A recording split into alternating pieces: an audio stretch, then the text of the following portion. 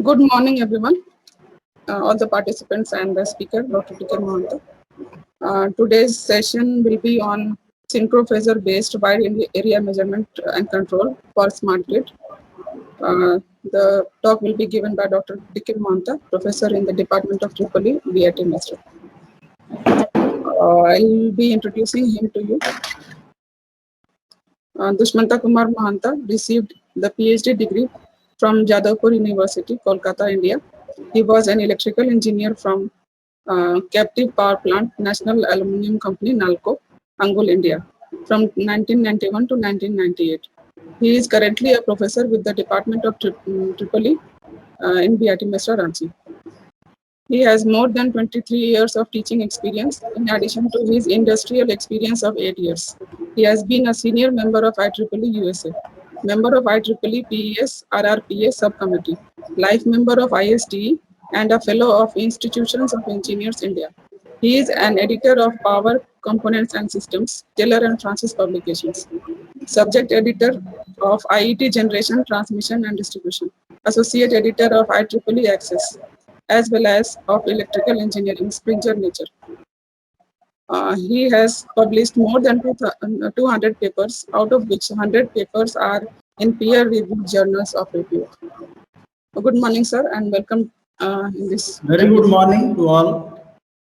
Now, I'll be giving you a short an idea about the participants also. So we have total 200 participants, out of which 25 participants are from Andhra Pradesh, 7 are from Bihar, 4 are from Delhi, 7 are from Gujarat, 1 from Arunachal Pradesh, 1 from Himachal Pradesh, 1 from Jammu and Kashmir, 9 from Jharkhand.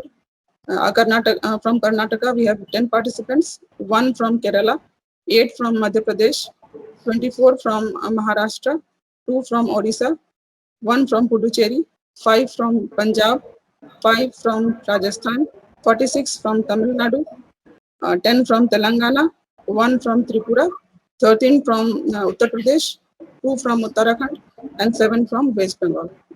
So welcome all the participants, and welcome to you, sir, also. And now over to you. Thank you. Thank you all very much. So we'll begin our presentation now. And at the outset, I thank all of you for taking your time to join our FDP. I thank Dr. Vijay Lakshmi, professor from our department, for giving me the opportunity to interact with all of you. And it will be my pleasure to be with all of you. And I request all of you, if you have anything. So what is my way of presentation is that, because I know online 2 hours is difficult. So what I would like is that 2 hours, instead of 2 hours, we can have a break in between where we can have question answer. So I'll have a session in the beginning. After some time, what I will do is that I will have a question answer session. Then we will again continue, so that there is a continuum, and we all can that way have a better interaction. And you all have to ask that time, so that will be easy for me to answer instead of asking during my presentation. So I'll present. Maybe now it is 9:15 to be a little bit precise. So maybe around 10 o'clock we'll have a question answer for the session we covered till now. Then we can have after that some presentation, and again at the end I will have question and answer. So with that I begin now. Just a minute. So I'll be sharing my PPT to all of you, and I'll begin with that. So anytime we do any presentation, actually both ways, I will also learn from all of you. Most of you are faculty or PhD scholars. So I request all of you to give your honest feedback if you feel somewhere any improvement, or you feel somewhere any clarification. You are all welcome to ask me. One of the colleagues, you can consider me. That way you can ask me anything you want. So just a minute. Our topic of discussion is synchrophasor based wide area measurement and control for smart grid. And please give me feedback if I am lost in between because I don't know when I share the screen. So this is the topic synchrophasor based wide area measurement and control. So this is the table of contents. Though all of us know what is a power grid, but still I'll take few minutes to explain what is the meaning of a power grid, what is a smart power grid, all these definitions will go a little bit slowly and I'll explain so that we all can understand. So these are the table of contents, power grid, smart grid, real-time system, and based on that we'll go for our forward presentations.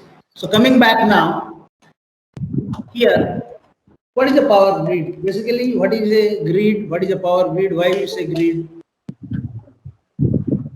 This is power grid. That, if you see all of us here, this is the example of a power grid. And in a power grid, what happens is that basically the power system or power grid, another name for power system is power grid. Why you say power grid or system? A system is an interconnection of elements in a specific way in order to have a desired performance. So what is the desired performance of power system? So the desired performance of power system is to deliver the power from generating station to the consumers, ensuring power quality and reliability. So the power quality is that the voltage should be within certain magnitude norms like plus minus 10%, and also the frequency has to be within certain boundary apart from harmonic distortions, and also power quality is that anytime the consumer switches on the power, that power should be available to the consumers. So the reliability power system is known for its legacy reliability of 5 nines, means 0.99999 5 nines. So usually American and European power systems, they have this reliability. India, we have lesser reliability. But that is the goal of the power system. For this goal to be achieved, what we do is that elements are connected in a specific way. And this power system, we have interconnection of generator, transmission lines and loads. That's why in between generator and consumers is the transmission line. And we all know when we transmit power having a high voltage, naturally current will be less, so I square R losses will be less, and conductor volume will be less. These are some of the advantages. So this is a conventional system. If you see that usually the generating unit or generating station people do not have any much idea about the consumer status or consumers what they need. So there is no communication between the consumers and the substation that is generating the power. Whereas in smart grid, it is a two-way communication between utility, means utility and the consumers. Here utility is the generation utility and transmission utility and distribution utility.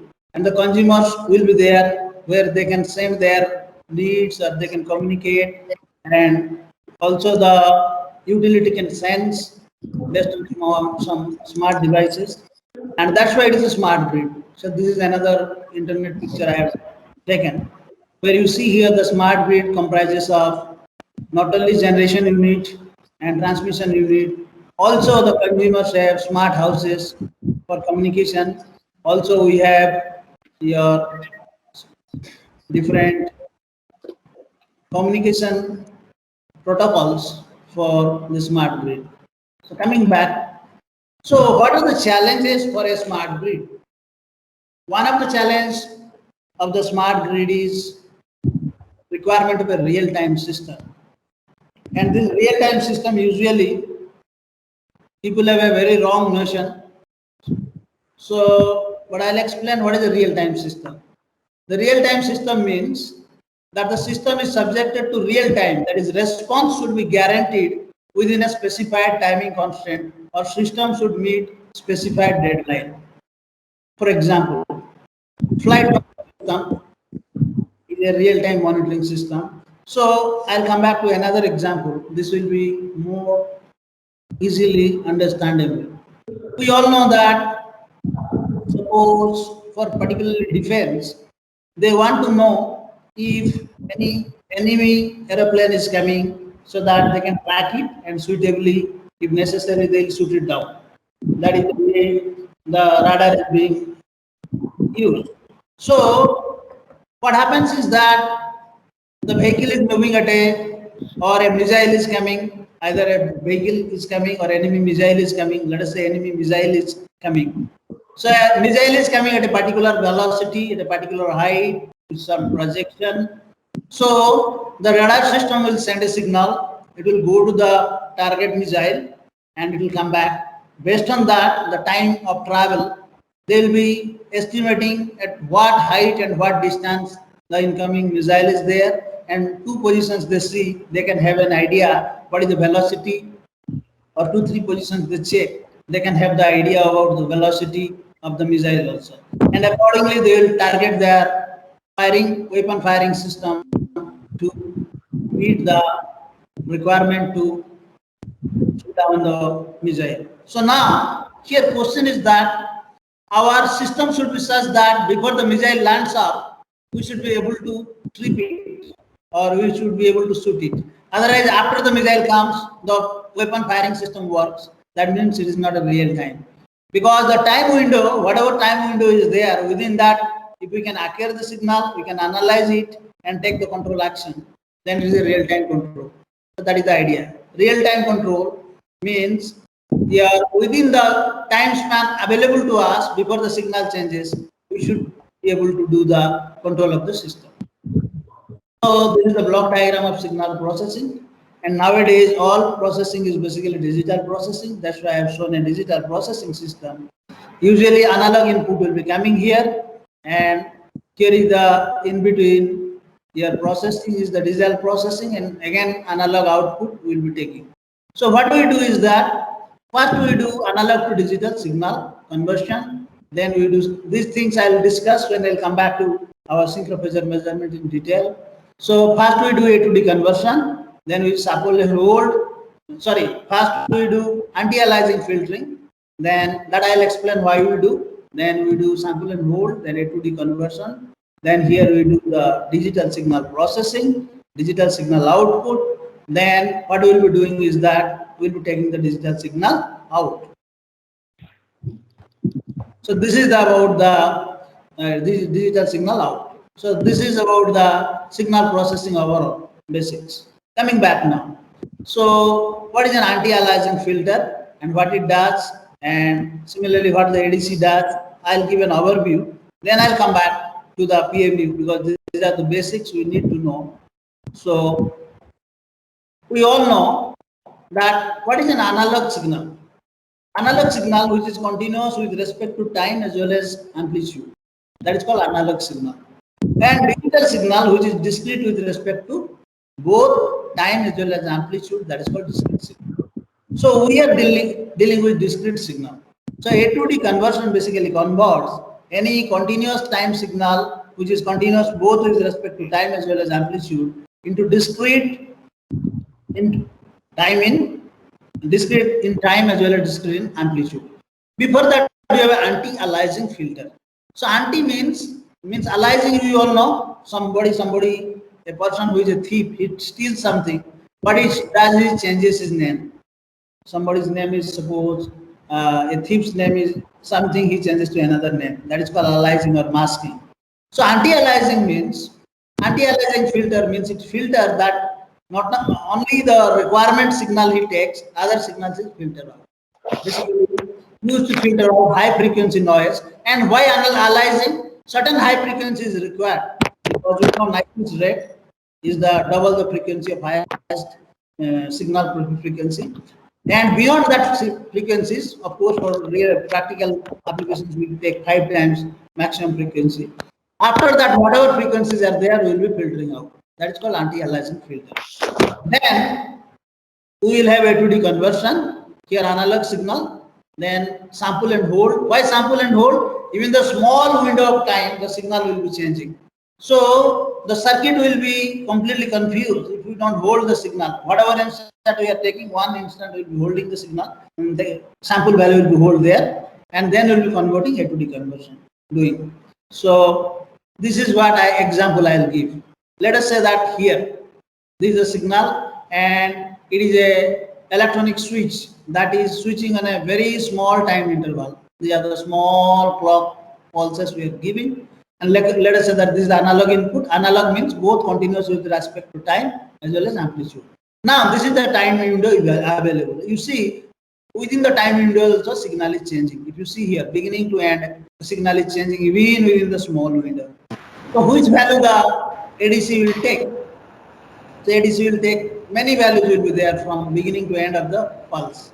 So that's why, for example, here if this within the pulse width, the value is changing. So if we beginning only whatever beginning value will be holding that value, that is the value it will be hold. Beginning value is here, end value is here. If I take the beginning value, this will be hold here. Mid value, it will be holding here. So we will sample and hold because within that interval also the signal is changing. That's why you hold the signal for practical purpose. Then that is called sample and hold. Then after here, for example, this analog signal we say continuous with respect to time and continuous with respect to amplitude. And we give a sampling pulse. Sampling pulse is like switching on for a very small time window. This is a window where the system is passing the signal. So these are the pulses appearing in the output, sample pulses. So this is called sampling, and as you are seeing here, we are initial values only we are holding. So this we call sampling and hold circuit, which is also PAM or pulse amplitude modulated signal. So what are the challenges in real time? Means delay in data acquisition, data quality, resource management, architectural issues, software issues. I'll come back to them as I discuss. So I will be dealing with phasor measurement units or synchro phasor measurement units. So these are the requirements according to the IEC, that is the standard for our PMU. If you see here, these are the reporting range and these are the end-to-end latency, or this is the delay we can allow, and measurement timing error, and sensitivity to transmission jitter, and sensitivity to loss of packets. So these are the overall I am giving you so that you can see it. Synchronization check. It is your reporting rate. I'll explain these things when I come to maybe after I'm just see the latency I'm showing you. If you see the latency here for different requirement of the power system control, monitoring and control, the latencies are of wide area control. If you see it is 50 millisecond to 500 millisecond. So wide area controls and timing error we can maximally allow is 50 microsecond, and sensitivity to transmission jitter is medium, and sensitivity to loss of packet is high. So now here 50 millisecond to 500 millisecond is the time window available to us within which we have to acquire the signal, we have to process it, and we have to send back to the control center. This is why it is very challenging to have real-time wide area control. So coming back now, so similarly data quality. Data quality is closely associated with, sorry, this mistake is mistake, associated with capturing the smallest changes in power system. So capturing the low frequency event to the high frequency events. So I am giving an idea. So if you see here, our steady state power system operates at 50 Hertz, and that is for basically European systems, and we, because of the English people who ruled, ours is 50 Hertz system, and American system is usually that 60 Hertz system. And here, this is the steady state signal, and your low frequency signal oscillations, they will be of 0.1 to 3 kilohertz, like ferroresonance and subsequent resonance. They will be of 0.1 hertz to 3 kilohertz.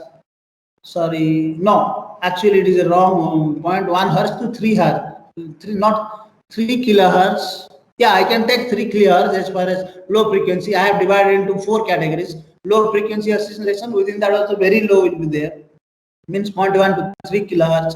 Another is for slow fronted, here people up to 20 kilohertz, and fast fronted surges up to 3 megahertz, and very fast fronted surges like lightning and all up to 50 megahertz.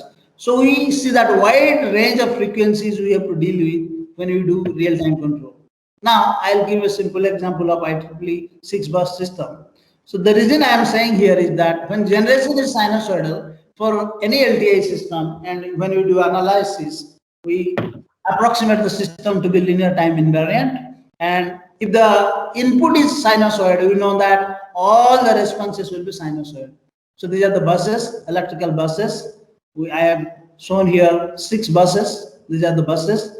And the input is sinusoidal. All the responses at all the buses, current flowing through the conductor, everything will be sinusoidal. And phasor is a transform, that is for transforming any sinusoid to a phasor. We all have studied in electrical engineering that any sinusoid can be represented by a phasor. Just like we have a rectangular to polar transform, and we have polar to rectangular transform. Similarly, phasor is a transform, where we can transform a sinusoid into a phasor and vice versa. A phasor can be transformed back to a sinusoid. And any sinusoidal, whether cosine or sine, can be represented by, usually we do RMS because all the previous meters used to have RMS values. So RMS values with an angle that we all know. For LTI system, when excitation is sinusoidal, all the responses will be sinusoidal. So that means we transform all the responses as well as generation or excitation into sinusoids into phasors. That is why phasor measurement is important. Now, what is synchronized phasor measurement? We all know in offices, when we issue the letters, what do they do? A date will be there. Apart from that, also we will be having numbers. Suppose 28th December 2020. Whatever letters, we will be having the letter 1, then 12 December 2020. Letter 2, 12 December 2020. So there will be stamping of letters based on the time it has been issued, the sequence with which they have been issued. Same way, we can have a stamping of the sample signals. So how do you do that? I'll explain here. I'll give another example. Here, if you see here, we all know that different timing zones. Here your GMT, Greenwich Mean Time, the standard time where 000, with respect to all the different places we show here, actually that what is the timing here for India and America, all these things. So actually it will be probably I'm sorry, this is the GMT. This is the GMT. That's why I was wondering that how we are in the east, where west is different. So here is the international your GMT, and with respect to that we measure all of the timings. In India we know 5 hours and a half. So same way we have a here. If you see here any this analog signal, we are giving sampling at time T1, T2, T3, T4. So each timing will be stamped in the sample. Just like the letters are stamped, what time the letter, which date the letters has been issued, and what is the number of the letter. Same way, we will be stamping all the samples. Which sample belongs to which time, which sample belongs to another time, like that. What is the timing and what is the sample value? That is called here synchronized time sample. So why we do that? I'll come back because all are sinusoids, and sinusoids are represented by phases. And we know that however fast the communication mechanism may be, there will be delays. If there will be delays, then how we take care of the delay? We take care of the delay. We cannot practically eliminate delay. So what we can do is that we can have some mechanism where delay can be compensated. How the delay is compensated? Because we know that which time which sample has been collected. So the same timing samples will be taking for control action. That is the idea. That is the idea. So, and samples are taken at a very fast rate. So what will happen is that real-time control is possible, monitoring is not possible. I'll explain in detail when I come to the subsequent slides. So we all know that This is a simple example I have given. Any generator will be having a magnetic system, north pole and south pole, within which a conductor is moving. And when a conductor moves, we all know that sinusoids are generated. That's why I'm saying here, all the generations here, LTI system. Just a minute.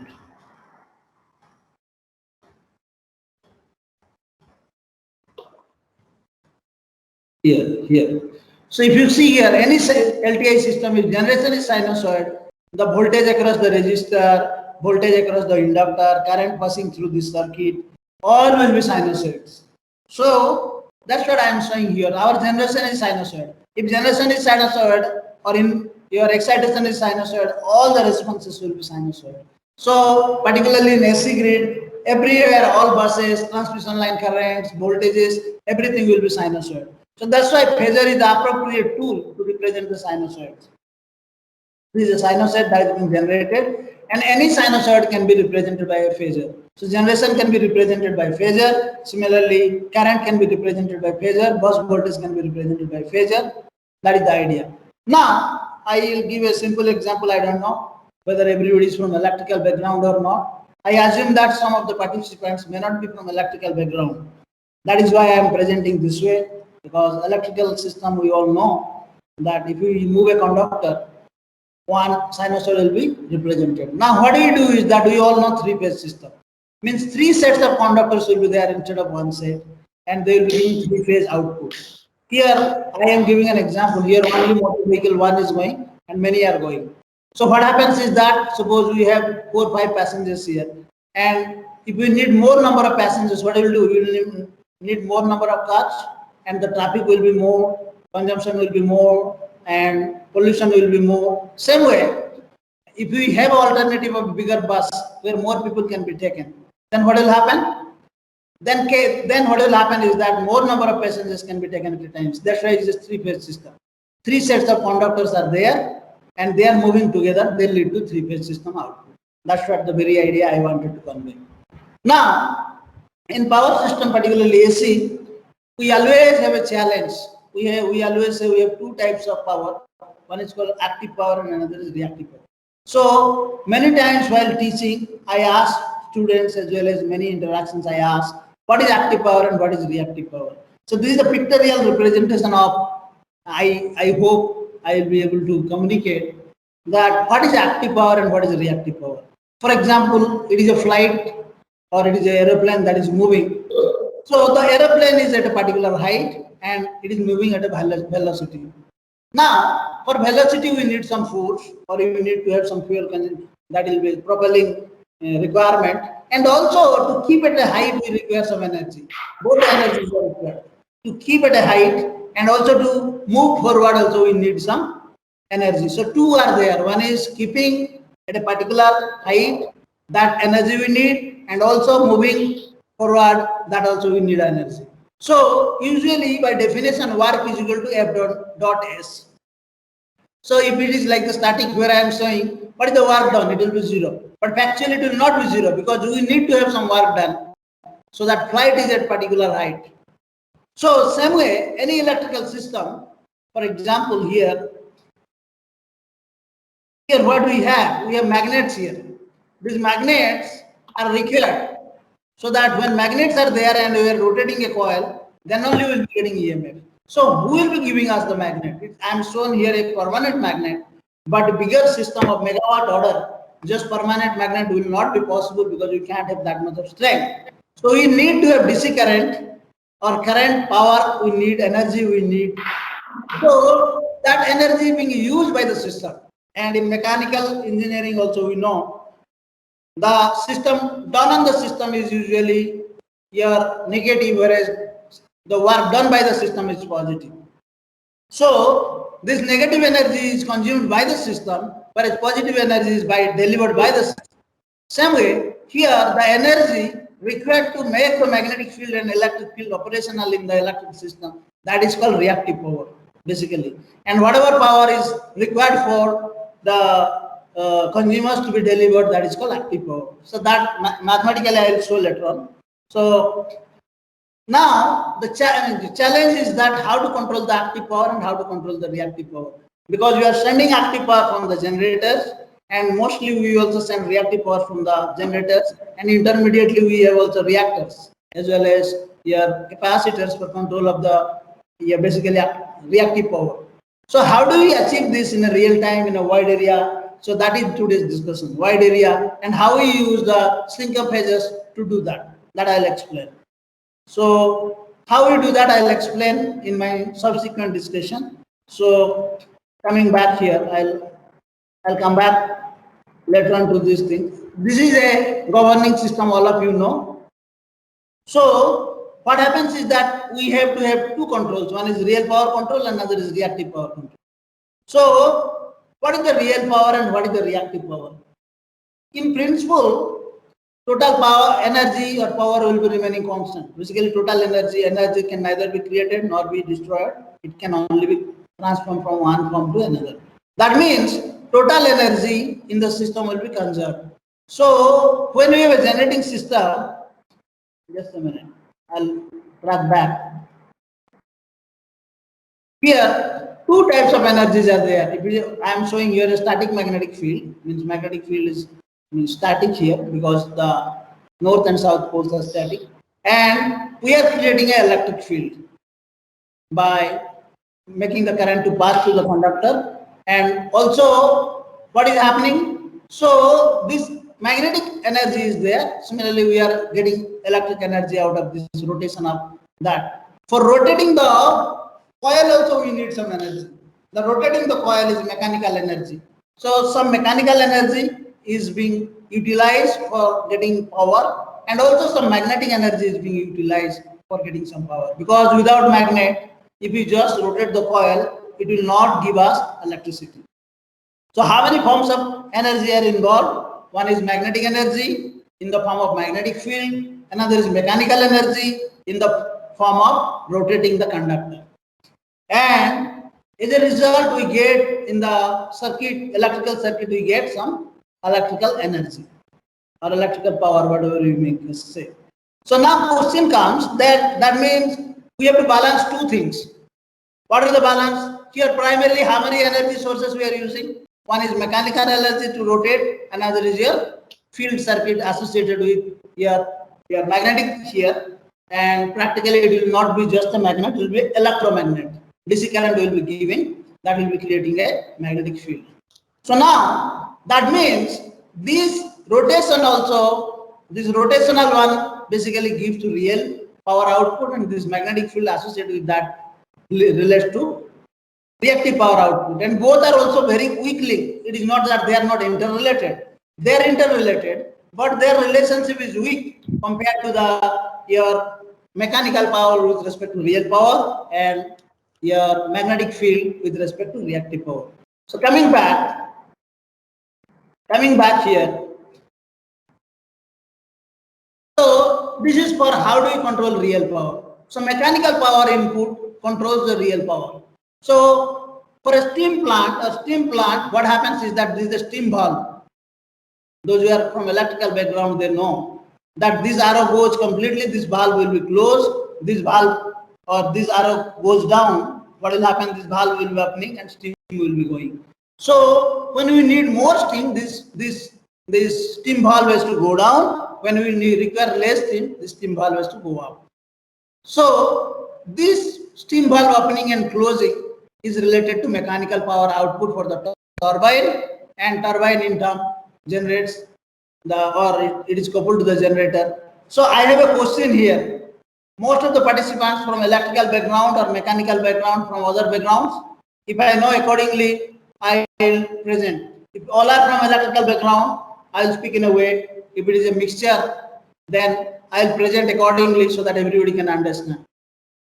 Dr. Vijayalakshmi, you can give a feedback, or participants themselves can give feedback. Yes, sir, the participants are mixed type. Mixed type means other than electrical background also? Yes, sir, other than electrical background. Okay, okay. So I assume that we have all variety of participants. So I'll speak in a manner that anybody with a engineering or basic technical background, computer science, communication system, aerospace, all types of participants. Okay, thank you.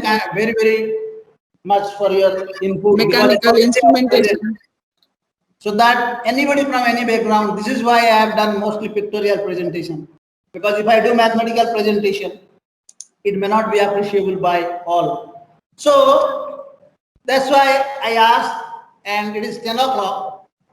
I'll ask you till now whatever I discussed. If anybody has anything, I can hear. That's why we have mechanical power input one, that control. Another is your magnetic field related, that another control. So one is this mechanical power relates to real power, and this magnetic field control relates to reactive power. How you do that in real time, I'll explain that. That is one of the important control for power system. And why it is a wide area, I'll also explain that. So anybody has any question till now, I'll be happy to answer. After a break, then we'll go forward for the presentation. Yes, anybody has any questions? Good morning. I'm Very Surendra. good morning. Yes, please tell. So my question is on the smart grid. Yes, Yeah, it will be like since you touched upon it, I just want to have an understanding as to what is the extent that it is available or installed in India, sir. that I'll tell. I have full-fledged Indian scenario presentation. That Okay. I'll tell you what is the extent we have in India smart grid initiatives. That Okay. I can tell.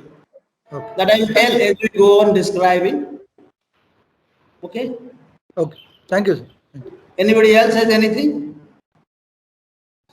Please feel free to ask anything you have so that we have a. Hello, Yeah. this is Mayank, uh, uh, instrumentation engineer. One question: what is the Yes, sir. purpose of using pressure measurement unit in a smart grid? That's what I am saying. That because our measurement has to be in real time, isn't it? Yes. So for real time measurement, it is a measurement and control system. That's what I'll tell. Okay. Because if you want to have a real time control, then how do you have that real time control? That's what I am saying. Okay. Okay. So this is a device, pressure measurement unit is a device that allows us to have real time, wide area monitoring and control. Are you getting me? Yes, sir. Yes, sir. So what will happen is that we will have real time control, and how will we having real time control, that I will be explaining, because that is one of our requirement, that we should have real time control. So how we will have that real time control, that's what I'll explain in the next time. So real time control, I'll give a simple example. Yes, sir. uh, Let us say that we have a signal of 1 hertz. What is our idea about 1 hertz? What is 1 hertz signal? Means 1 sinusoid per second or not? 1 hertz signal means basically 1 cycle per second. 1 hertz signal means what? 1 cycle per second or not? So if it is a 1 kilohertz signal, means 100 cycles per second. So what is the time available for us? The time available for us is very less if it is One a by one by hundred. high frequency signal. So this is why in high frequency signal, real time control is very difficult. So how to do that? That's what we are discussing now. How we can do that?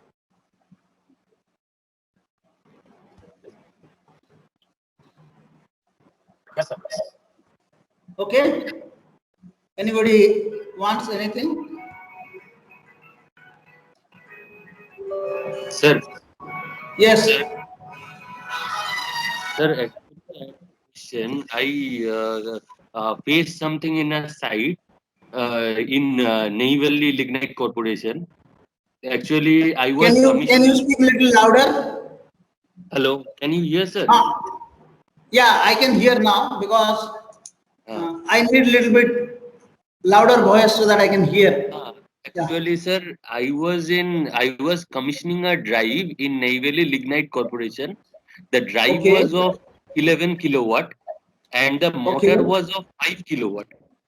Okay. So, and now when I was controlling the, I had a power, a normal real power of 5.2 kilowatt. It was coming 5.2 kilowatt power in the Okay. certain amount of current and voltage. Okay, sir. Okay. Okay. But when I was calculate power factor, Okay. it was coming 4 power factor. But how can the calculation become 4 power factor? Power factor 4. No, there is Because some. for power factor calculation, I was using real power and apparent power divided by apparent power. And now the power factor was coming 4. No, there is some mistake in calculation of our reactive power and real power. Otherwise, it won't be. It will be always less than one. Specific case we can discuss because Yes, it won't be because somewhere we have while measuring the power only might be there will be some mistakes. That's why otherwise there should not be any difficulty in doing that. because the output voltage drive was giving Uh-huh. that as per the output voltage and current, the real power came up. As if I thought that the high capacity drive with commissioning of low capacity motor, this problem arised. I think is that possible? Can you again repeat?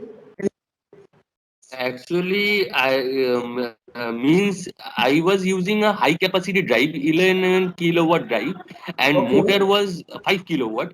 Is for Okay. that only the calculation went wrong? See, see, Because whose power factor we are discussing? It is not the controller power factor we are discussing. It is the machine power factor, motor no, power no, factor. no, no. It's the motor. Machine power factor. Yes. So when you are discussing about machine power factor, so what is the power factor basically? What is the real power being used by the machine? What is the reactive power used by the machine? Yes, sir. The machine, when you take it is a very simple one. In the input, it is a three-phase machine. So in three-phase machine, if you even in conventional way, you put two watt meters. Three-phase, if you use two watt meters, you will be getting the wattage. Input voltage you will get, input current you will get. VI cos phi or root 3 VI, VL, IL cos phi is equal to your watt meter, two watt meter summation power, total power. So from there you can get real power, you can get power factor, and from which you get reactive power factor, and you can get the power factor easily. It's not an issue. Very simple way. Input only you put a voltmeter, you put an ammeter, and then two watt meters for three-phase system. You can get real power, you can get power factor, and from which you can get reactive power also. Okay, sir. Okay. There was some I think there was some trouble in the calculation. For Nothing, very that. simple. Maybe end of the session, we can personally I can get into touch with you Okay. and I can tell you. Okay, sir. Thank you, Okay. sir. Uh, So coming back, what we will do is that I'll come to the little basics, and with that, then I'll go for the wide area control because I felt that if you go for the basics, it will be beneficial for everybody. This is the reason I am going for basics so that everybody can have an idea what is that we are going to learn as far as wide area control is there. So what I'll do is that I'll spend some time for basics. Then I'll go for your other. So what I'll do is that I will be coming back to the main control discussions after I finish some basics, and it will take some time. Please bear with me. Okay. So that's what I was trying to explain. If you see here that literal meaning of phasor is a rotating quantity. So if a quantity is rotating at a given omega, so if you take a x-axis projection, it will be a sinusoid. in sine waveform. If we take y-axis, it will be cosine waveform. So therefore, any phasor, similarly, if we two phasors are of the same angular velocity, so what will happen? They will be maintaining a particular angle between them. If you see here, as long as same, that is what is frequency is. Frequency is what? Omega is equal to 2 pi f.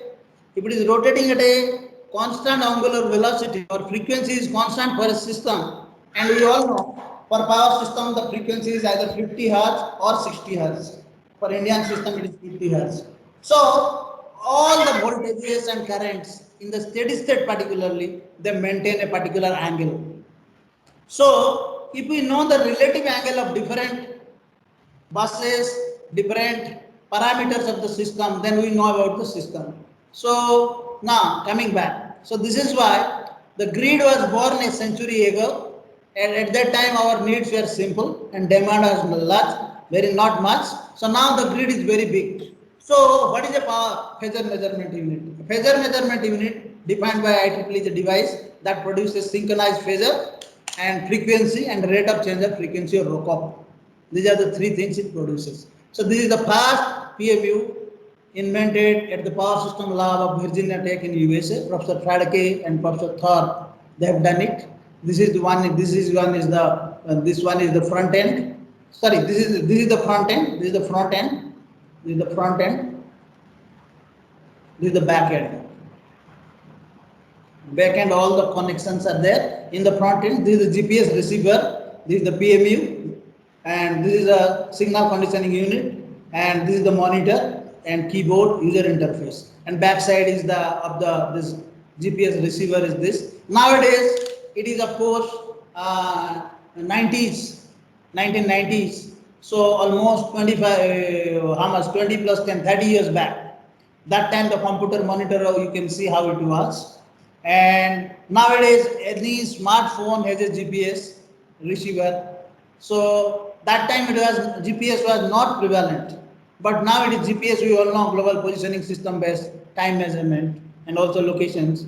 So this is the idea. Conceptual development was 1980 to 86, and actually phasor measurements by Sten Mays goes to 100 years back. He, I think 18 something, 1883 or like that, he is this Sten Mays who gave the phasor concepts.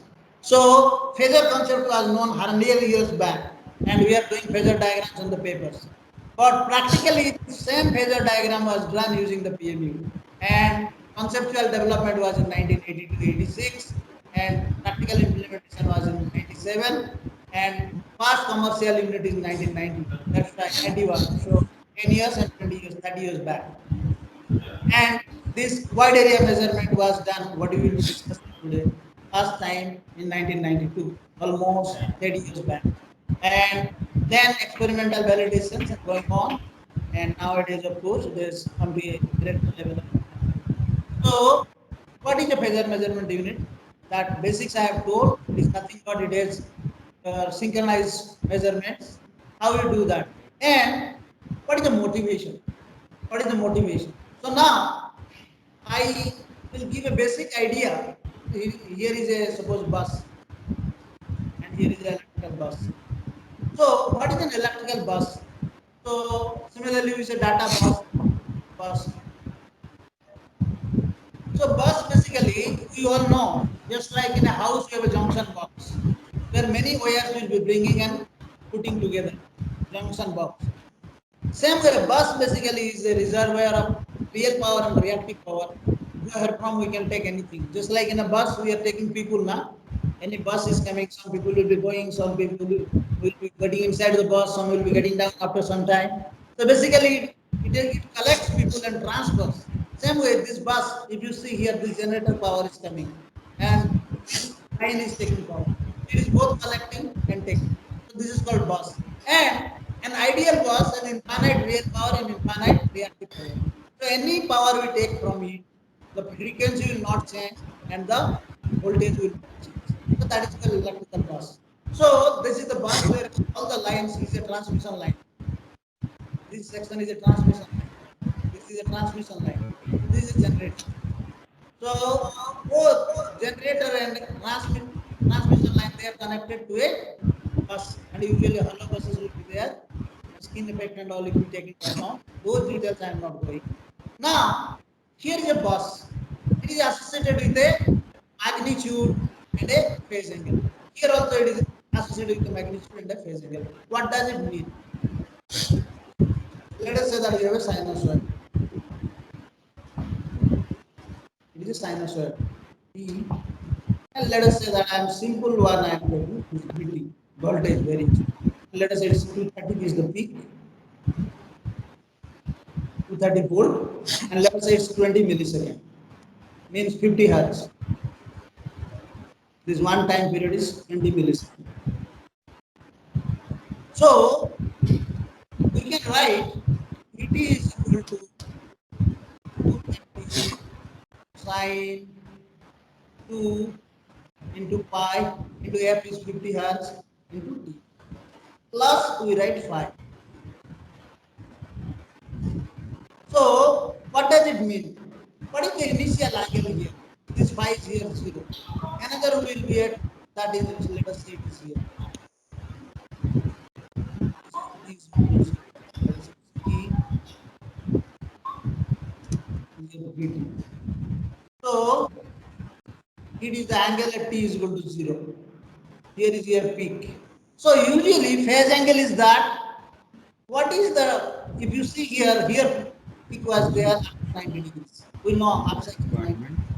If you say it is not 90 degrees, it is beginning beforehand. This 0, if you see here, here is the 0. So this phi is 0. Now this 0 is ahead of this time t is equal to 0. So we have a lead angle. Phi will be leading here. And if we nightie కాదు top yes, గులాబీ తీసింది కదా వాళ్ళ అమ్మ ఎవరో మరి లేదు ఈడమ్మో ఎత్తుకొని ఉన్నాయి here, Participants, please mute your mic. so here, if you see here, after some time, this is loading. So this is a lag, this is a lead, this is at 0. So same way, at a particular instant, where this magnitude is, there will be at any instant, this instant t is equal to 0. This is the magnitude, and angle will be this much angle from with respect to 0. Same way, each bus will be having a magnitude and angle, and here also magnitude and angle. So that means the sinusoidal waveform of voltage and currents, here suppose we are taking voltage waveform, the magnitude is A, sometimes for, because all the AC meters read analog meters, they may read RMS values, so it's the RMS voltage mostly we take, and this is the angle delta A. Is it clear to all of you? Is it clear? I want the feedback from the participant. Yes. So the sinusoid here has a magnitude and phase angle. So if we take a reference, let us say that this is reference is t is equal to 0. So at any time t, what is the angle? At any time t, what is the voltage magnitude and what is the angle? What is the voltage magnitude and what is the angle? In traditional measurement, what do we measure? In traditional measurement, we only measure magnitude. We cannot measure phase angle. We cannot measure phase angle. We do load flow analysis to indirectly get the phase angle. Clear to all of you? So, but somehow we can measure the phase angle both at this bus and this bus. So power will be how much? This voltage magnitude, this voltage magnitude, EA into EB divided by the reactance of the line, that usually we know XL, into sine of delta A, if we have measured delta A and delta B. So this is usually not measured prior to PMU. We cannot have the values of delta A and delta B through direct measurement prior to the invent of PMUs. Now, previously what we did is that we could measure EA and EB, but we cannot measure this delta A and delta A and delta B. So what is happening is that with PMU we can measure delta A, PMU we can measure delta B. So we can know how much power is transmitted from this to this, and also Q is how much real power. This is real power P and this is the reactive power P. So if we know delta A and delta B, we know EA and EB, line reactance XL is known to us. So we can get all the real power flow and reactive power flow and everything you can know because we get the your power angle, or we can say a phase angle. So how that is being measured, I'll explain now a little bit. Then we'll go for that. Is it clear to all of you? Anybody has any questions? Sorry, anybody has anything to be explained, or because this is the basis on which I'll go for the wide area measurement and control. So anyway, I think I'll do one thing. Yeah, these things I'll come back later on. It is like you know something. It is X-ray. It is MRI. In MRI, the resolution is better, you can have a clear picture, whereas in X-ray, you have a little hazy picture. So if you want more resolution, we have to have PMU. So how it does it? This is what here I wrote, V1 phi 1 and V2 phi 2. How do you do that? So you all know that we are measuring XT or sinusoids we are measuring, or how you do? We are taking samples. This is the functional diagram for digital relay. This is the functional diagram for PMU. Now, this instrument transformers such as CT and PT, current transformer and potential transformer, because any transmission line will having a high current of the order of kiloamperes. So, what we will be doing is that we will be taking a transformer, and that is called CT. So what the CT will do is that this is the usually the reduce the current, what let us say it's kiloampere range, it will be 1 ampere or 5 ampere range, it will be reducing. That current will be coming to the CT. This is the CT. That will be reducing, or that will be scaling down high current to low current through a transformer, and that CT will be giving us the current. The current will be from CT, and from potential transformer we will be getting the voltage. We will be giving voltage, and CT will be giving current. These are the instrument transformers. Now again the signal filtering and signal conditioning. Filtering we do to remove noise, and also the digital boards, they even cannot take 1 ampere or many cases. They have to be in milliampere range. So signal conditioning has to be accordingly done, and also voltage has to be accordingly conditioned. Then A to D conversion. Yes. Then A to D conversion. So what happens here is that during A to D conversion, each signal is time stamped. Like here. Here, all the sample signals, they will be time stamped. These are all time stamped. Let us say it is 1 hour, 5 minutes, 3 seconds, again like this. Again.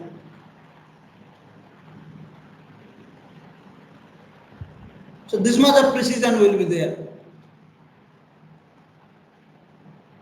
Like that. So depending on the precision number of samples, we can have time stamping of the samples. So these time stamp signals, this sampling clock will be there, time stamping, and based on the time stamping, we'll be collating certain number of samples, and in the microcontroller or microprocessor, we'll be calculating the phasor. This phasor will be again either in the digital data format, you can directly give, and if we want any conditioning of signal amplifying or anything, we'll be giving to alarm and contacts, or we can communicate through the communication channel to your control centers. So how the phase angle is being calculated? This thing already I have told, so I am here. This is the thing we are doing. ATD converter will be always time stamping the signals and taking. This is the idea. And this is the GPS system. GPS system we all know, in 1994 24 satellites are there, 27 30 now much more are there. So this is the earth, this is the earth, this is the earth, in between this is the earth, this is earth, and above earth these GPS satellites are there, and they are orbiting here, arranged in 6 orbital planes, so each of 60 degrees. And what happens is that we need at least minimally, so that either northern plane or southern plane, everybody will be availability of GPS. So at any point, this point we are measuring, this blue point, visible, how many satellites are visible, because Earth is also rotating. So if you see at any instant of time how many visible satellites are there, so accordingly that universal time coordinated time clock is being stamped, which is a corrected version of the GPS time, UTC time. So these details I am not going, it's a time stamp. So just like these are the time stamp signals.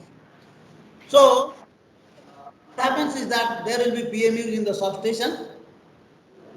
This substation level PMUs will be there. Already I have written PMUs in substations. These are PMUs. And they will be going to the phasor data concentrator. This is called data concentrator or phasor data concentrator, from which it will be going to the super phasor data concentrator. So here we cannot put PMUs in all buses because it will be costly. So we put PMUs only on certain buses. I'll give an example. It is 14 bus system, and if you see here that how many PMUs? 4 PMUs will be sufficient. And in control system we say observability. Observability means all the bus voltage, currents, phase angles can be read using these 4 PMUs, either directly or indirectly. How? When, if you see here, this bus is connected to this bus through the line. So when we put a PME here, this will be observable, and when we put a PME here, this will be observable. Again, this is observable because it's connected. This is observable because it's connected. Again, from this it is observable. Again, from this it is observable. Again, from this it is observable. And left are this one and this one. With bus 1 also, we can, this will be observable. With bus 12 it will be here. From here it will be observable. From here it will be observable. From here it will be observable. So you see that all the buses are covered either by one PMU or another PMU. So all buses are covered. All buses are covered. So this is called observability, and redundancy also you can put.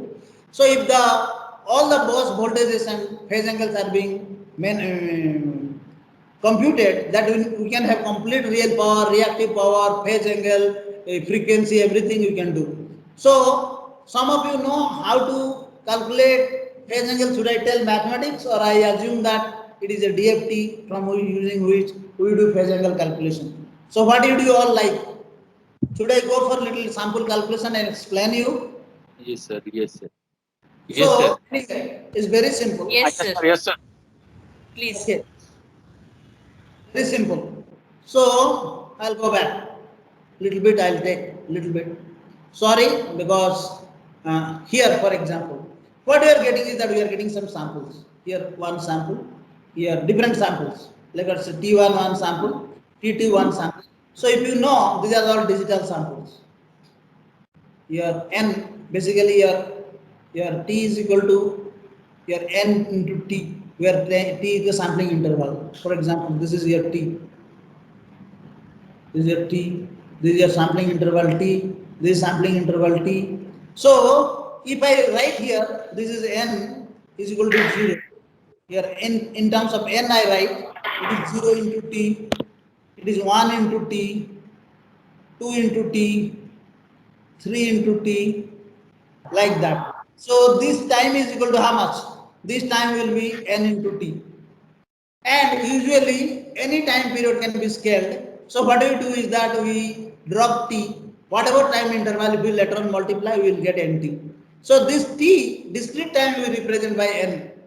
This is in terms of which sample, n, and it is your xn. So these are the samples, let us say that. We get different samples. And any real-time application will always take a finite number of samples. Let us say that n number of samples. This n can be 12 samples, n can be 14 samples, depending on system we are studying. So we deal with a finite number of samples, and phasor measurement unit, what we have done is that we have timestamped all the samples. Now we write xn is equal to here, we write here. How you write? Xn, let us say that it is a digital signal. So I write representing like this 1, 0, 1, like let us say that like that. So if we go for DFT, you know xk will be how much? Xk will be nothing but how much? Any one of you? Or should I go for DFT and explain you? So I'll do little bit and I'll explain with that. So what is available to us is the number of samples. So using the number of samples, beauty of digital system is that this time interval is fixed. This time interval is fixed. This is called sampling interval. We know that this sampling interval is fixed. So in frequency domain, what happens is that they will be always repetitive. The frequency response, if you take omega versus amplitude, here of course we don't have much time, so within that I'll try to cover because already it is 10:39. Anyway, I'll still try my best. I'll still try my best to cover.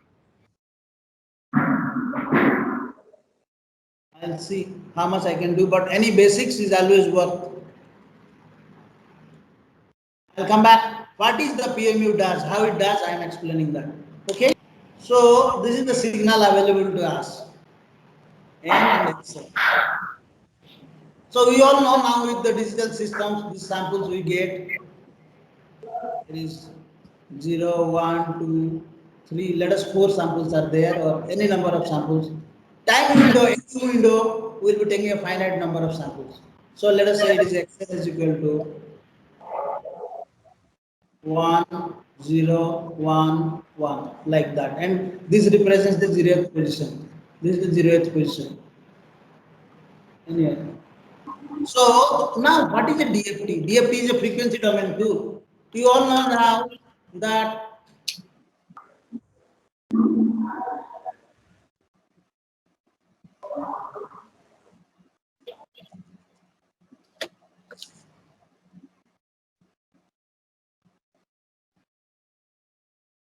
let us say it is 1 second interval.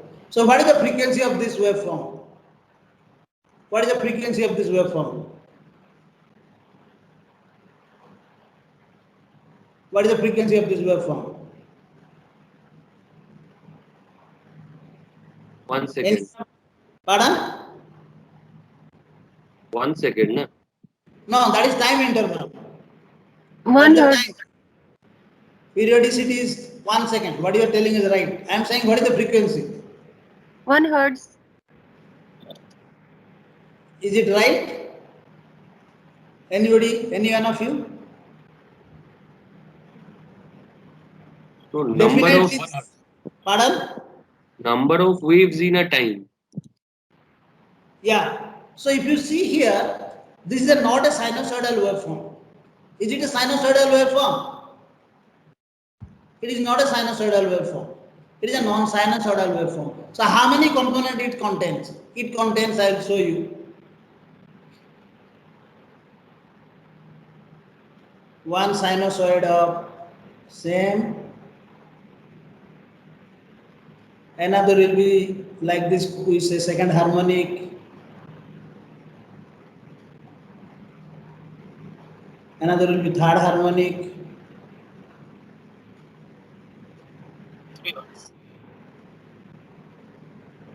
Anyway, I should have used colors, but I don't have much option here. So this is your second harmonic. So what happens is that, let us say we have a solid brick. It is a solid brick. Solid brick. So I can break it. If I cut this person, this is left or not? This person is left. This person I cut out. This is left or not? This hedge person is left. To feel that, I just like when they construct walls. How do the people who construct bricks? They what do they do? First they keep the biggest brick or means full brick. Then the gaps they will be fitting with smaller bricks, isn't it? When they construct a wall, brick wall, usually the full brick will be first kept, and whatever small areas left, they cut smaller sizes and put the smaller bricks. They are called fillers. Same way, major area is taken by the this is called the same frequency or same time period, that waveform, that is called fundamental. Is it clear to all of you? So the fundamental frequency is 1 hertz. If time is 1 second, this is the fundamental one. This fundamental frequency 1 hertz is present.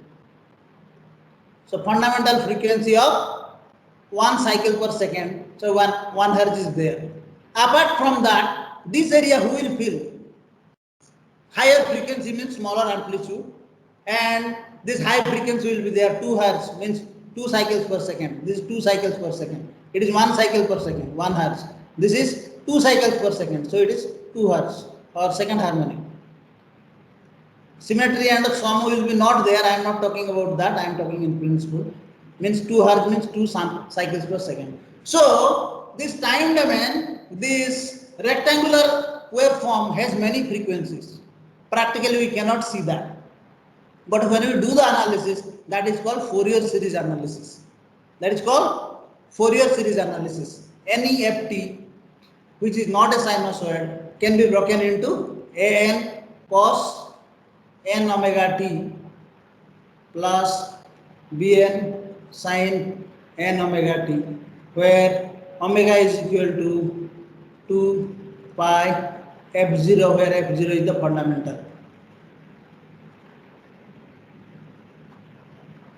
Clear to all of you?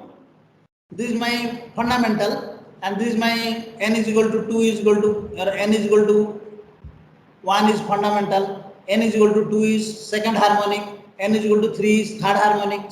So any signal which is not a sinusoid can be broken into sinusoids of fundamental and higher components, because any sinusoid has how many frequencies? This sine waveform has how many frequencies? Let us say it is 1 second. So it is 1 hertz signal. It is 1 hertz signal. But anything which is not sinusoid, they will have other frequencies. That's why we do Fourier series. Similarly, in discrete time, that is called discrete Fourier series and discrete Fourier transform. So same way, if you do discrete Fourier transform, so it is called x of omega is equal to x of n 2 pi, or I'll write in a different, just a minute. Sorry, I made a mistake.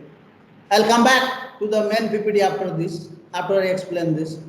I'm cutting it because I'm not getting the eraser. xn e to the power minus j, your omega n. So this is x of omega, where here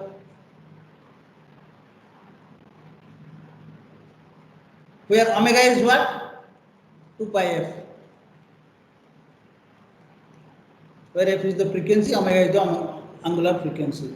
So now, in frequency domain, just like in time domain we are writing t versus amplitude, here also we can have omega versus x of omega. And let us say that this is the waveform. This is the waveform, it is one period, let us say 0 to t. So how many points are there in one period? This is called DTFT, discrete time Fourier transform. Discrete time means even time is discrete. I am not going for much mathematics.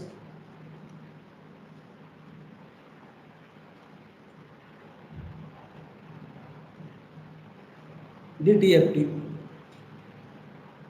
So how many points are there? Infinite number of points, because it's a continuous one. So any machine cannot measure infinite. So what do?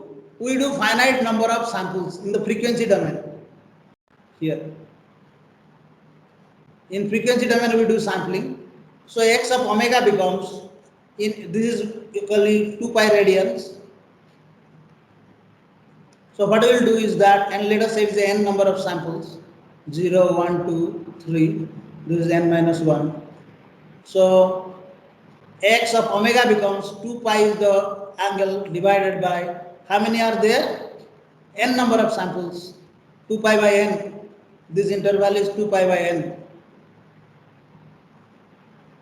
And into, let us say it is k, is equal to summation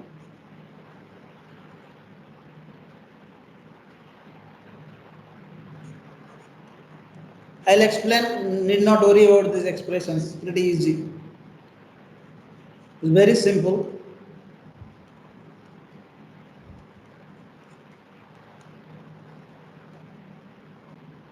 So what I did, simply this omega I replaced by 2 pi, because 2 pi is the one period which is repeating, 2 pi by n into k.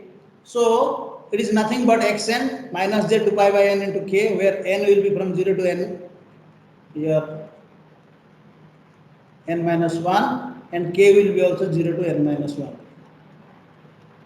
Means as many samples we have taken in the time domain, at least minimally that many samples we will take in the frequency domain.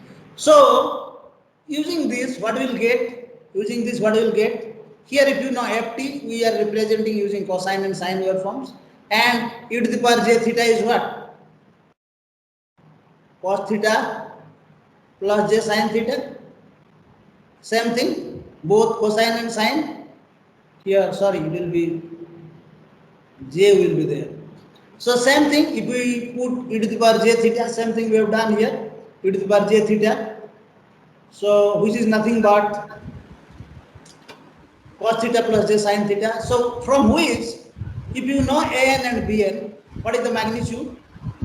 What is the here an magnitude will be an square plus bn square root over, and phase angle will be tan inverse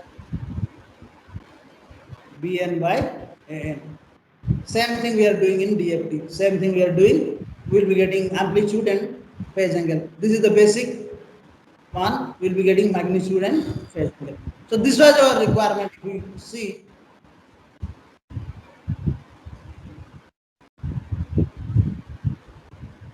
This was our requirement. We wanted the magnitude and we wanted the phase angle. We wanted the magnitude, we wanted the phase angle. So if we get magnitude and phase angle using DFT, then we can get everything. So that is the idea. How PMU does this, I'll explain now. So this is the PMU block diagram. We get currents and voltages repeating, and from which we get phases. So how to calculate phases? Anyone? I'll explain with an example. I'll explain with an example. Now, just a minute. 2 minutes I'll take to explain a phasor. How do the phasor measurement? So fundamental is n is equal to 1. We know, I am writing here, please pay careful attention. Ft is equal to your n is equal to 1 to infinity. This is our Fourier series. From Fourier series everything comes. So with Fourier series I will explain how we get magnitude and phase again. Here an cos n omega t. Usually for continuous time we write other omega, but I will, for sake of presentation, I am writing this. N omega t, sorry, where omega is 2 pi f0 and an is equal to how much? 1 by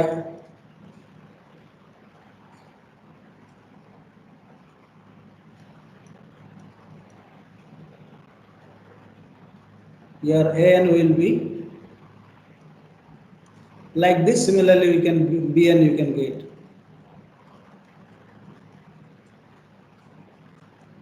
For over a time period, usually we take whatever we can take. Over a time period, usually we take. It is also time period. Any number means it is a k, means any beginning and one cycle should be there. That is the idea. So if we know n and bn, here fundamental is n is equal to 1. N is equal to 1. So a1 will be how much? a1 square plus b1 square. If we get, from which we can get a1 and a2, because we know all these values. Similarly, here phi 1 or angle 1 will be tan inverse b1 and a1. Same way, in DFT we will get the magnitude and phase angle. So what will be our fundamental? If our fundamental will be how much? Fundamental with magnitude this and phase angle this. So we can get the phasor. We can get the phasors. So that's why we get the phasor of all the buses. All the buses we get the phasor of current, voltage, everything we are getting. That is the idea.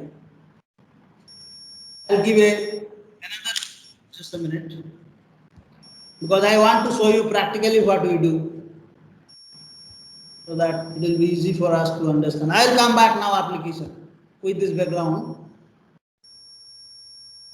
With this background,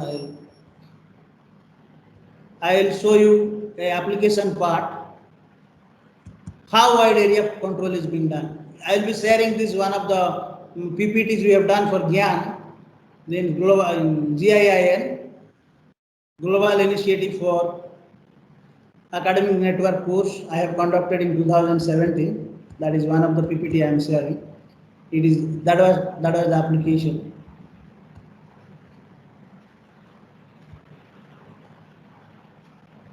Yeah. This PPT actually was of Dr. Kamwa. He is one of my presenters that time. With his permission, I am presenting this. So here, what is the wide area control?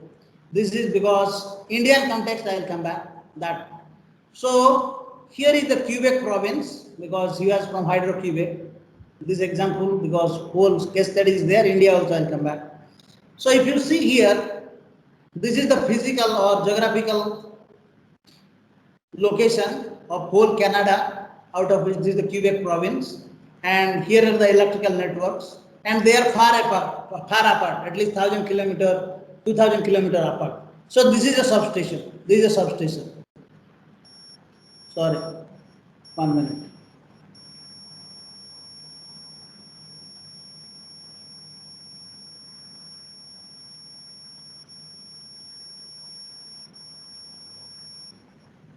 So this is a substation. This is a substation. This is a substation. All these substations they are far away, at least 1,000 kilometers, 2,000 away.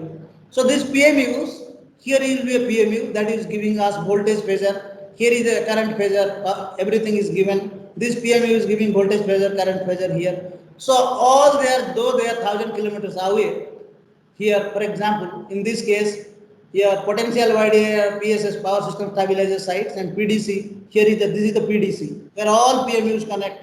This yellow is the PDC, and here static bar compensators or SBCs are here, and synchronous compensators are here green ones. And for all this to see in real time, what is the status of VAR, how much VAR is being static SBC is giving how much reactive power, how much means compensating, how much reactive power by the synchronous compensator. All these are being studied by PMU. How it is being done, I will explain here. And this is the time window. If you see it is in time, this is in time t, and these are the different functions. So one is called wide area, another is called narrow area. So we are discussing about wide area synchro phasor measurements. Just like in a laboratory, we will be having some computers. They are connected by physical wiring, or we can have a wireless one, but it's in a small area. So that is called local area. Whereas it is 1,000 kilometers away or 2,000 kilometers away, that is called wide area. So this is all these are narrow areas, the small areas, and this is called narrow area control, and this is wide area control. So if you see here, this control, these are the sample values. This is the time period in which we are getting the samples from PMU. These are sample values. What is the data window? Within a 1 milliseconds to 100 milliseconds, within that we are getting the samples. This is the sampling interval within which we are getting. So these are the sample values. And we are calculating phasors, beginning from here to here. All the phasors we are calculating. Now, for narrow area control, what are the things? Overload control and some frequency stability control. They are narrow area. This is the narrow area down now. And wide area, if you see, that rotor angle stability control, frequency stability control, all these controls, cascade phenomena control, they are wide area control. And how do you do that? I'll explain now. Here. The substations will be there. just like in Jharkhand, we have a Hatia substation. Here is a substation. Here is a substation. N number of substations are there. They will be having PMUs. PMUs will give the synchronized voltage, synchronized current. Here synchronized voltage, synchronized current. Synchronized voltage, synchronized current. So each PMU, it is a here. It will be going to the phasor data concentrator or control center. This is the control center, also known as phasor data concentrator. Phasor data concentrator. So this phasor data concentrator will check what is the status of different PMUs based on this substations, and accordingly the controller will be giving command to different control equipments. So this is why it is the wide area control, and the standard is being followed is IEC 6185095, that standard. Now here PMU is there. Here substation phasor data concentrator means each substation there will be data concentrator. All the PMU values or readings or data will be concentrated here. The substation level is called SPDC. Substation phasor data concentrator collects, aligns, selects, and possibly disseminates data from several PMUs in the substation. That's why it is SPDC. Now PDC is the phasor data concentrator. This is the PDC. PDC collects, aligns, selects, and possibly decimates data from several PMUs. And these are the control equipments like FACS, flexible AC, that will be there, and also power controllers, PSS will be there, DC controls will be there, similar controls will be controlling, wide area control will be doing. Now coming back, in India for example, let us say that I am in Jharkhand. We have PMUs at Ranchi, we have PMUs at Jamshedpur. So all they will be communicating to your state load dispatch center. It is like the SLDC.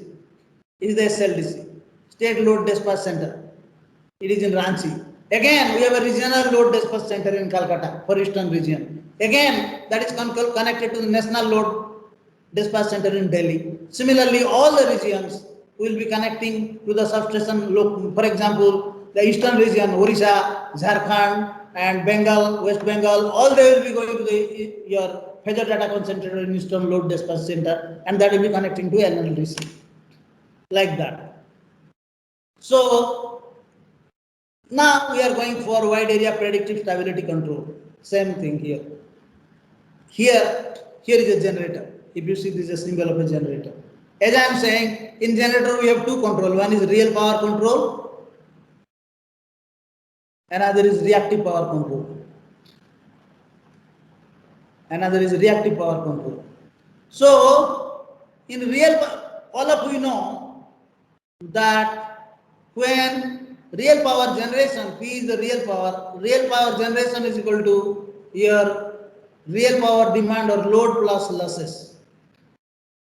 Similarly, reactive power generation is equal to your reactive load demand plus losses. And when this balance is being met, frequency is nominal frequency. F is equal to nominal frequency or whatever is rated frequency.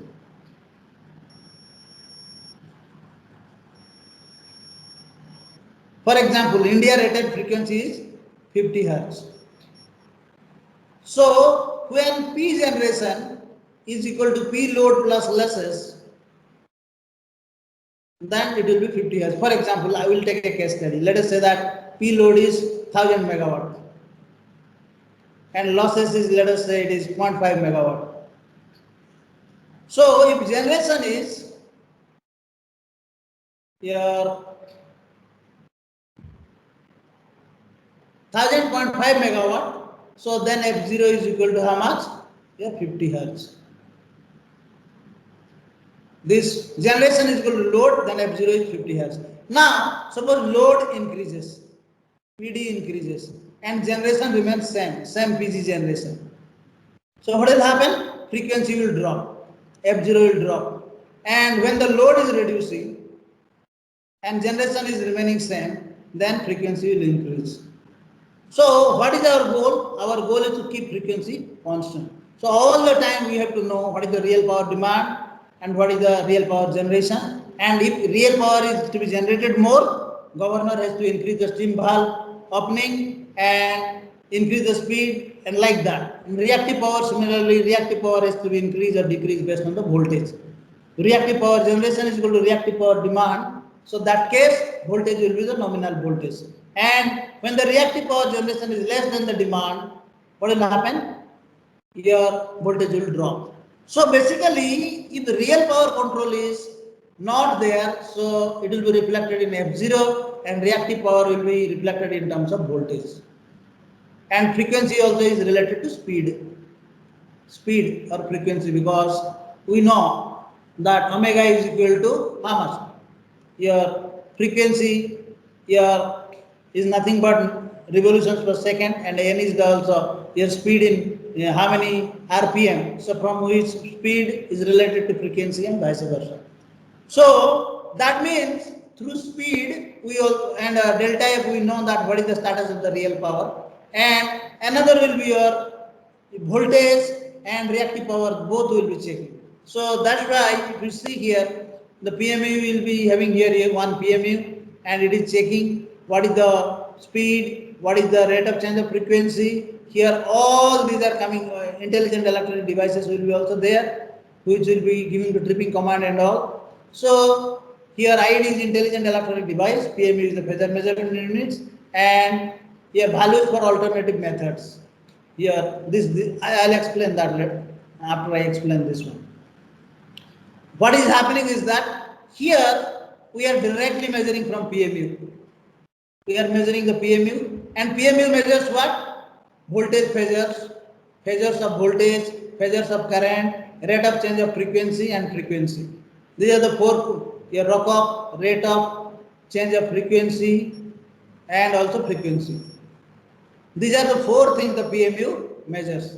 So either we can directly measure from PMU voltage phasor, current phasor, and your rock-up and frequency, or we can have alternative measurement of speed and rate of change of frequency and for real power control, and similarly voltage and your reactive power for reactive power control. Now I'll explain with this little bit. 1 minute, just a minute.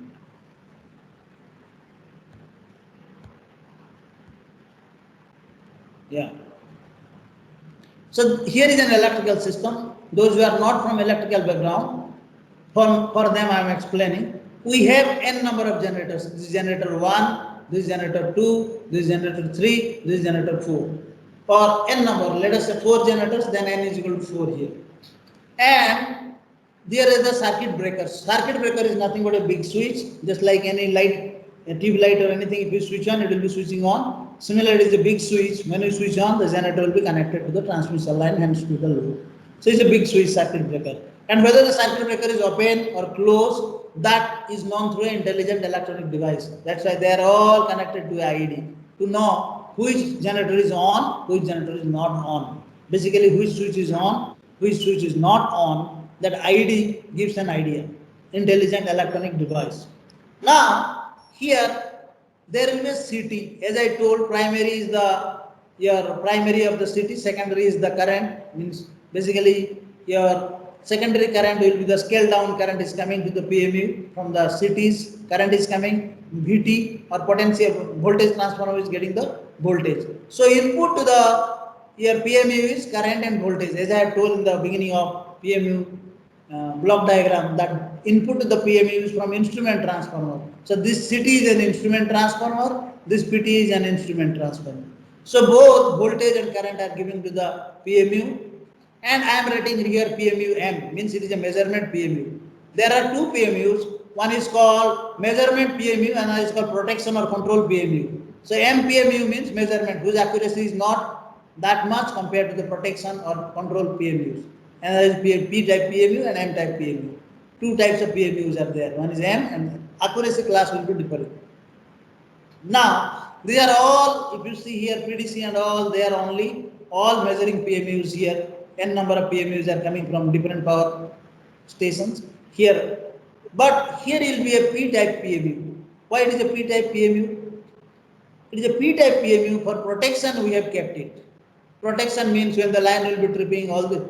So here, anyway, I'll explain that later on, because Here, if you see, LP means line protection relay. LP is line protection relays. These are the relays. LP is line protection relays. So protection relays are operated using protection class PMUs with high accuracy. So that's why P means protection, M means measurement. Now, each PMU, what it is giving? It is giving V phasor, it is giving I phasor, and status of the breaker. Here also status and level of generator setting. It is also will be giving this command. How much? Okay. I'll explain this. How we do the control? So all the PMUs are giving what readings? What is the readings the PMUs we are getting from V phasor, I phasor, and always also the status of the your IDs also will be communicating to PMUs. Your ID, if you see, it is also communicating to the your PDC. So now all the PMUs are giving voltage phasors and current phasors. So PDC will calculate how much power from this bus to this bus and how much is the frequency, how much is the rate of change of frequency. Everything will be. Sometimes in PMU itself the lockup is being calculated and frequency is being calculated. Usually that also PMU does locally. So here is your PDC, means it is a control center. This is a control center. This control center receives from all the PMUs, voltage phasor, current phasor, also lockup, rate of change of frequency, and also frequency. These are the things it gets from all the PMUs. So, based on that, we will be knowing which area having power, less power, which area having more power, where you need to send more power, where the power has to be reduced. So, all the generators, that's why I get command from here. Based on V phasor, I phasor, and status, your center equipment will be there. This control equipment, basically, control equipment. The control equipment. So it will be giving command. The level of generator setting, whether the generator has to reduce its load, which generator has to increase its load, based on this V phasor and I phasor status from PDC, we can have basically that is your governor.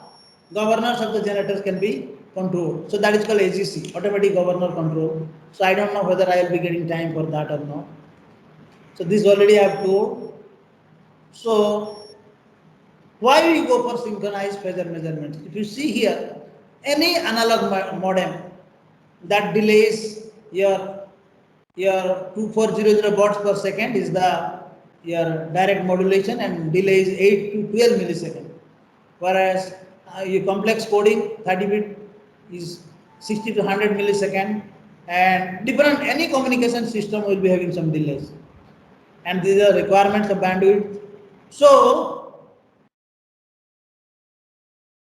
the PMUs for wide area protection or power system stability of hydro-quebec, what are the requirements? I'll explain this a little bit. Then I'll go to the. Okay, Dr. Vijay Lakshmi, it is Yes, 11. sir. Another 5 minutes I can take Yes, sir. 5 minutes you please take, and after that we can have because a we break. started little late. So anyway, So up that's fine. to 11:20 I'll complete. By 11:20, any questions are there? By that I'll complete. So, Okay. so these are the requirements. Anyway, I'll come back. I'll shortcut a little bit. I'll come back. So, PMUs for control that key enabling technology for a wide area control system. So, how it has been done? I'll explain there. Just a minute. I'll come back.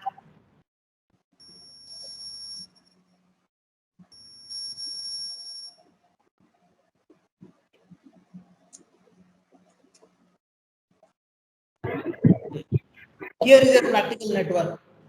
It is a practical network. If you see here, here is a generator, here is a generator, here is a generator, and here is a generator. 4 generators are there.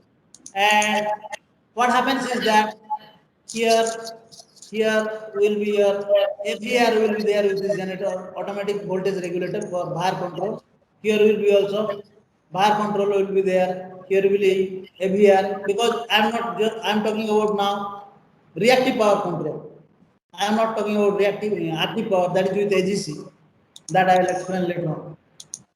So now, if you see here that your theta local, what is the theta local is the angle, local angle will be theta remote minus theta SBC, and theta global will be this mathematics I am not going.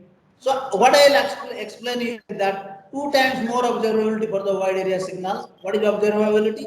Means you can measure all the voltages, currents, reactive power, real power, and 2 times more controllable at sending and receiving end. Means controller can be means controllers can be triggered at a faster rate, and controllability and observability phase shape are reverse under reverse power transfer. I'll explain.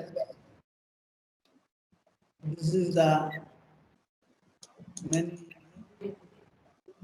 I'll come back. Little bit simpler I'll explain because some are not from electrical power system. I was thinking from power system background, so my PPT was accordingly like that.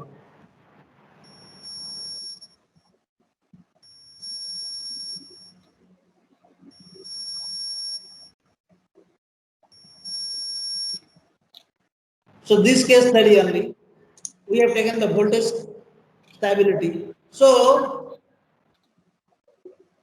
the voltage stability. If you see voltage stability, the time window available is less than 1 second to 10 minutes. This is the window.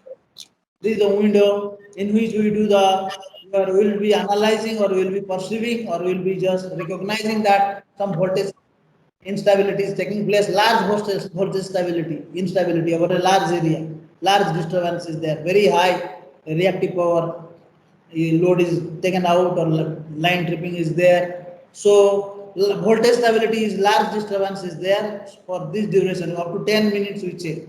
Whereas small voltage stability or small signal analysis we do between 10 milliseconds to 1 millisecond. Small means very less time window is there. If you see here. So usually there are two things. The reactive power is actually is a local phenomena, whereas frequency is a global phenomena. So that's why the frequency studies, if you see here, all the frequency studies, they are global.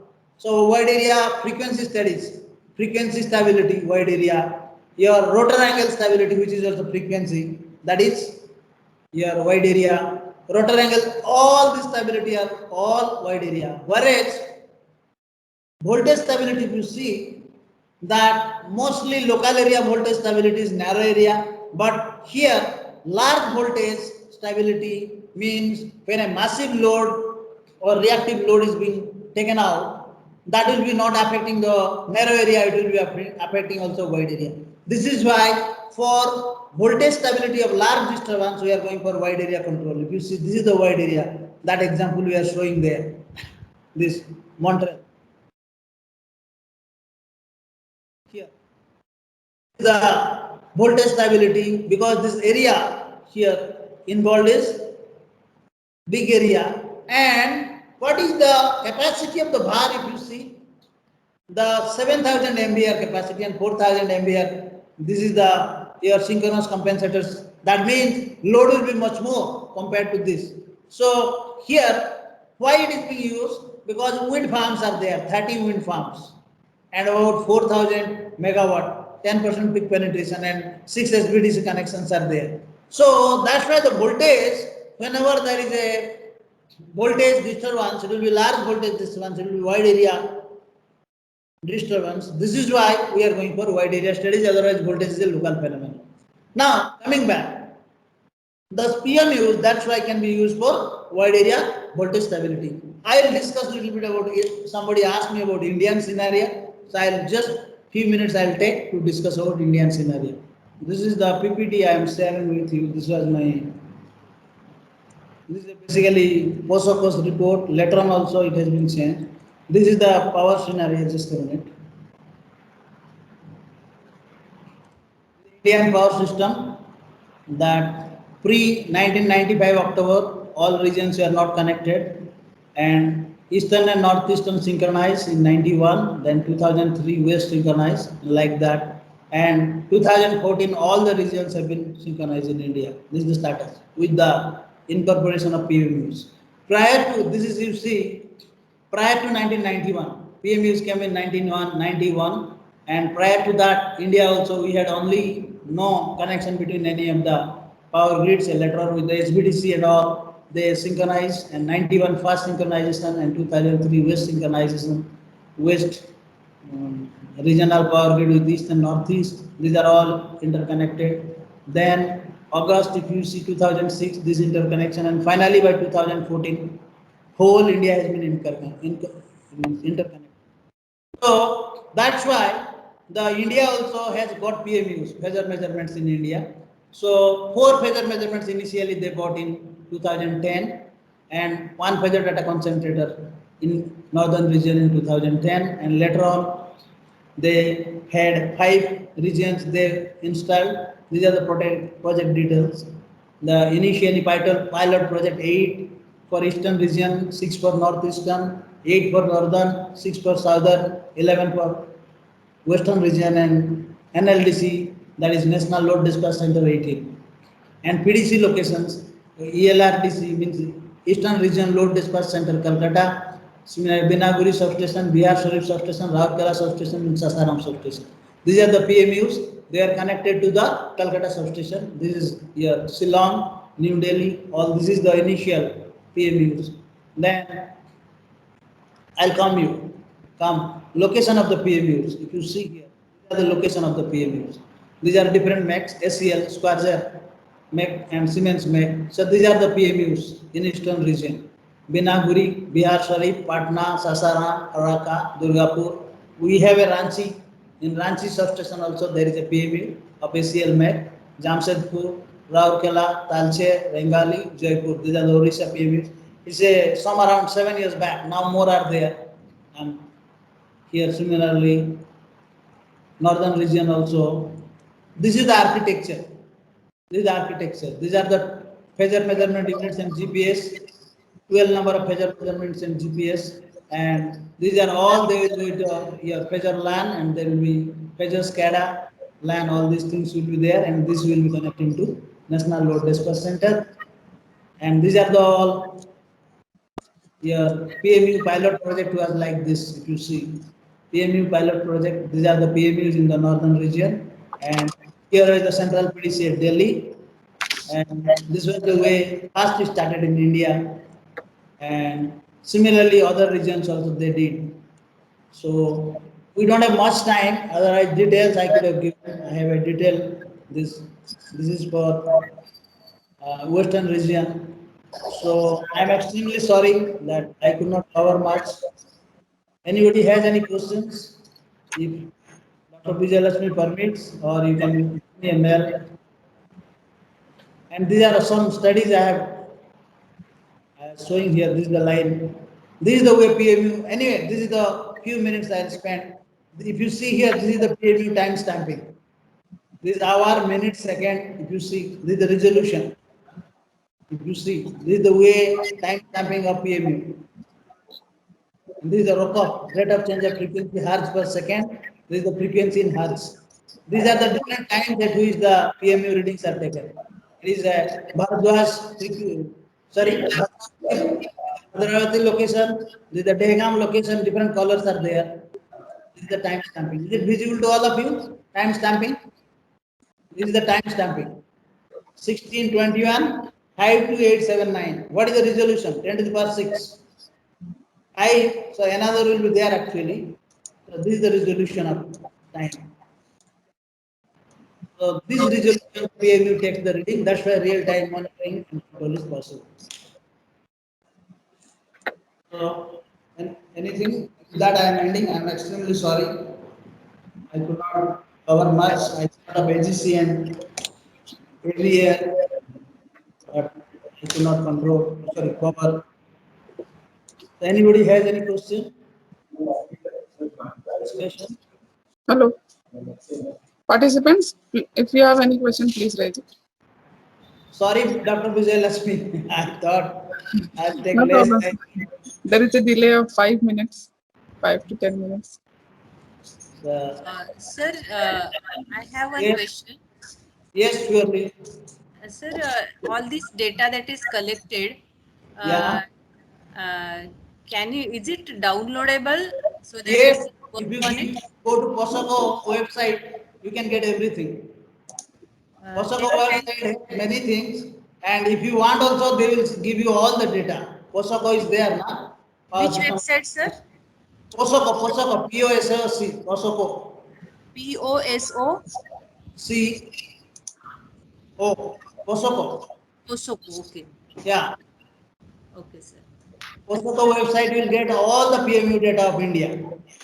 Okay, sir. So that big data analytics you were telling about, can it be worked on this particular data set?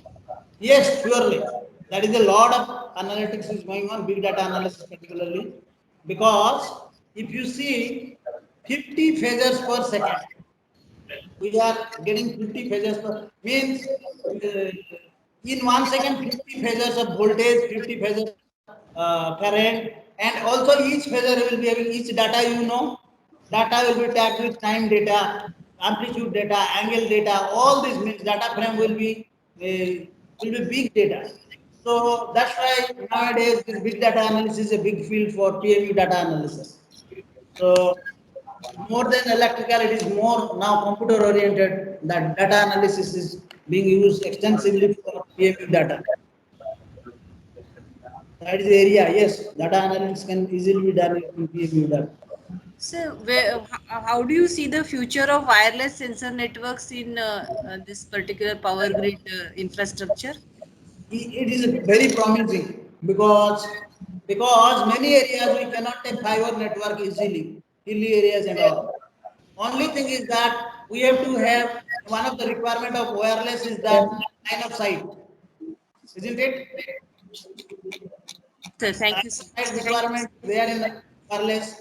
So that's why what we are doing is that feasibility is being explored. That is, some areas already wireless is being used for synchronizers also, but it is still now fiber optics is dominant. Yes, sir. I had a paper. I had 3 4 papers in that area. What can be the feasibility of wide area communication system using wireless network or using that wireless communication? I have 4 papers. One is nitroglyph industrial informatics, and others are also in SCI. So, what could be the possibility of wireless network communication? That there is quite possibilities there. In abroad, they have tried, but India it is in the R&D stage. Sorry, it is in pilot stage. Sir, can we contact you if we need to do some work in Surely, this? One yes, question. Without yes, uh, I need to analyze harmonics uh, uh, without analyzer, signal okay, analyzer. So yes, how yes, can I? yeah. If you have your data acquisition system where you are taking the samples, using the samples for your transform, you can use No, and you no. can get the harmonics I am easily. not having. I am not having a signal analyzer. So Not how can? necessary. Signal analyzer is not necessary. Just if you have a DAC card, data acquisition card, Yes, sir. you take the samples, you take the signal samples, and you can take to a computer and you can use using DFT. You can have all the harmonics, their magnitudes, total harmonic distortion, everything you can do. It is not a big thing. It's very easy. Actually, for that problem only, I was asking you that question of power factor. That calculation, I had a problem. I will just mail you the calculations and the readings. Then you can help me out. Yes, sure.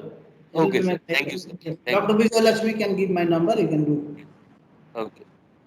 Okay. It's very simple. It's not nowadays. It's very simple. It is not difficult. Even the multifunction meters, they are having harmonic analysis, means harmonic component analysis. Also, any multifunction meter is having, isn't it? Yes, sir. Actually, there is a problem. I am a service engineer. I do Yeah. different places projects, and I am having main problem of power generation units, because in steel plants or in cement plants they consume the load, while generation plants they just their wave formations confirm different phases. So I every place of generation units I have some problems. So I wanted to do the calculations. It's easy because I was in a power plant. I was in Nalco captive power plant for 8 years as a power plant Actually, engineer. I had problem in Nepal power plants also. In Neyveli also, I had done power plants. There also project. There also same problem that Navali I have water is getting visited. overheated. I went to your Navali is there, na? Yes, Your sir. Power Training Neyveli Institute. Lignite Corporation (NLC). NPTI I have gone to Navali. So Okay, that sir. power plant, so that should not be a problem because in power plant itself, they don't, usually in power plant they don't have any harmonic analyzer that I know. They Yes, sir. usually, load side there will be only harmonics. Source side there should not be any harmonic as far as I understand because source side generating units, why they will have harmonics? But they have a problem that when the load is shaded, then the inside the power plant the voltage increases, and Naturally, naturally. uh, and so the internal circuits get destroyed. Maximum input supplies get destroyed. Yes, yes. What you're telling is right because reactive power balance is not there. Yes. AVR tuning is required. Automatic Uh, voltage regulator is there. Hello. Na? Their tuning has to be improved. That's I all. had done with line reactors. I installed some line reactors. It was working okay with my circuit, but I needed the calculations. For that only Okay. I wanted. Okay, sir. Okay, please you can Hello. write to me whatever I can assist. Okay, sir. Hello. Yes, I request all the participants who have doubt and who wants to contact with the speaker, you please give me your details. I will give you the details and you can contact personally because we have already got delayed. Thank you. Thank you, sir. Same. I am Thank also you. I requesting am logging whatever out. personal discussion is separately to be done because Yes, it is sure. time consuming. Okay. Okay, thank you, sir, for your nice talk. Thank you. I think I am you logging out. started from very basics and you explained everything to the participants so that it can We help will in their tell. research. Thank you, sir. Thank you all very much Sir, for you are requested to listening. send the PPTs also. Surely I will send you. Okay, thank you, sir. Thank you all. I am logging out. So, thank you, sir.